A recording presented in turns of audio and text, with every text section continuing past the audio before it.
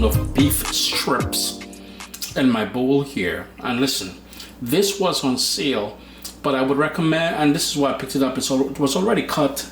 I would much prefer to cut it myself because I want to be able to cut against the grain. I can't tell how they cut this here, but the point is, if you have a flank steak, any cheap cut of steak, and you want to cut it up into pieces, I would say go against the grain.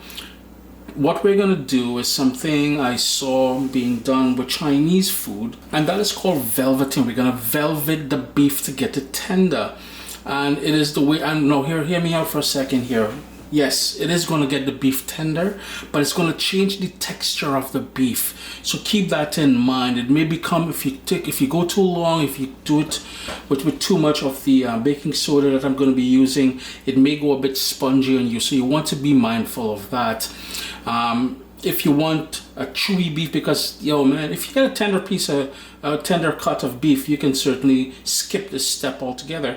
This is cheap, and I'm gonna use it, you know what I mean? It is economical for me, so this is why I gotta tenderize it a bit. And all it means is I've got that baking soda here, and I'm just gonna toss that all the way in here.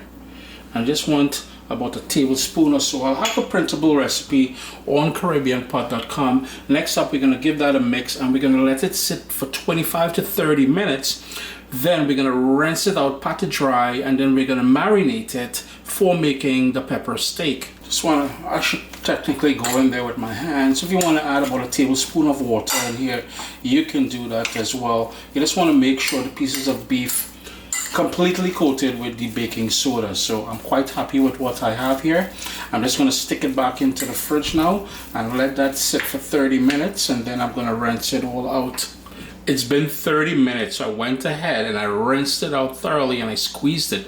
It is important that you rinse it out a couple times, or you will end up with beef that has a sort of a metallic sort of flavor, and I don't want that for you. Now what we're going to do is season this and marinate it for a couple of hours. If you wanted to do this in the morning before you go to work, or the night before you go to work or something, 24 hours is fine, 12 hours is fine.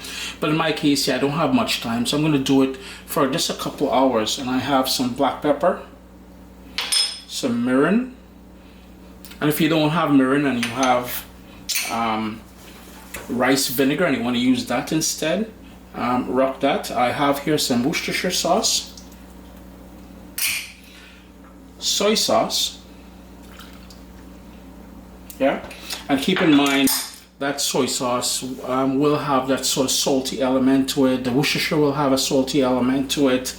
Speaking of salt, I'm going to go light with the soy sauce, and the list of printable ingredients, the printable list of ingredients will be available at CaribbeanPot.com. We want some golden brown sugar, and four other things I want to add in there is some crushed garlic and some grated ginger, and I'm just gonna crush that garlic directly in there. Okay, one more, so 2 cloves of garlic in there. Just gonna reach over and grab my knife, get that a little scrape down in there. And we may have discussed this in the past. When I bring my ginger home, I just wash it and air dry it. So I use the skin and everything. If you wanted to peel it, I don't see the fussing or the reason for peeling it, but if you want to peel it, because I know a lot of people wanted to peel ginger, I'm not into that, all right? But anyhow, so the grated ginger in there.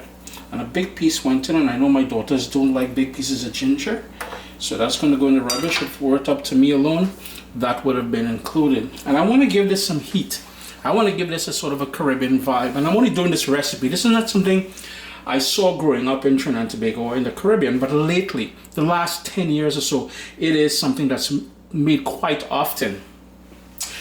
To further enhance this, to give it a Caribbean vibe, a bit of heat, a bit of extra flavor, I've got jerk marinade, and I'm just going to go, and that's just the bottle stuff.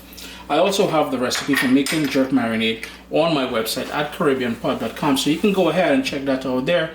And what we're going to do now is add some water in there, give that a good mix, cover it in the fridge 2 hours, and then we'll get to actually putting everything together. So in goes that water, and it's important to put the water in here because later on we're gonna use the marinade as well. So all we're gonna do is give that a good mix in the fridge and let it marinate. That ginger is already smelling brilliant, boy. Wow.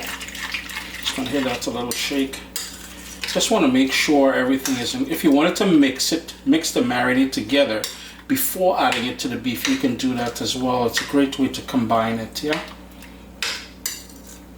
And that's it. Cover it with some plastic wrap, or if you have a lid for the container that you're marinating it in, into the fridge, and a couple hours, as I said.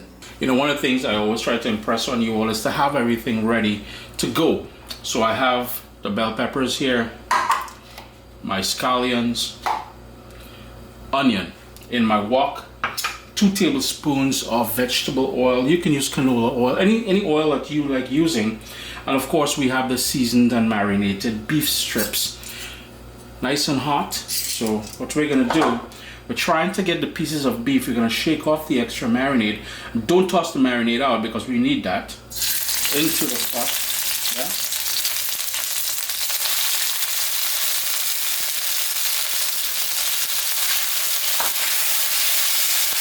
It will take about 4 or 5 minutes, but burn off all of the liquid. Yeah, the beef will naturally sprout its own liquid, but you notice how it's starting to burn off all of that. I'm going to give it another minute because I want all of that liquid to be gone. So once I add the peppers and the onion in there, it will get a sort of a sear to it. And you'll notice, I'm not sure how it's showing up on camera, but it's starting to take on some color as well too. It's dry to the point where I can now add the peppers, and that's just an assortment of orange, red, and green peppers. You can add any colors you like.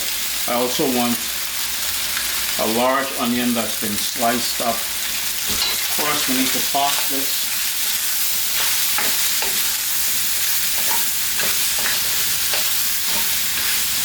Just want to soften up the peppers to bring out some of the flavor, soften up the onions as well. So it won't be too long now. So what I want to do is, in the same bowl where we marinated the steak, all of that beautiful liquid that's there, I'm going to go in with some cornstarch,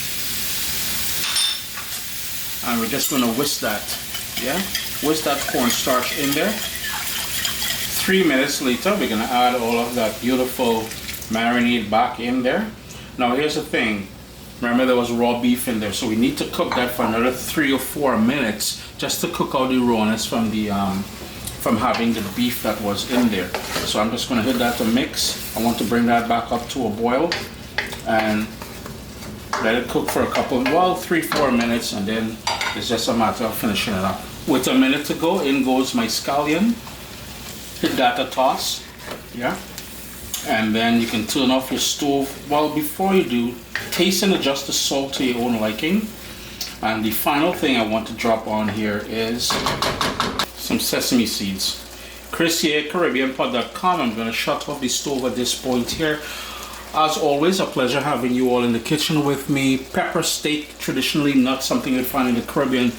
As I mentioned earlier, you're seeing it more and more pop up now on tables, dinner tables across the region. So I thought, why not share it? Plus, it's something that has been requested quite a number of times from viewers like you.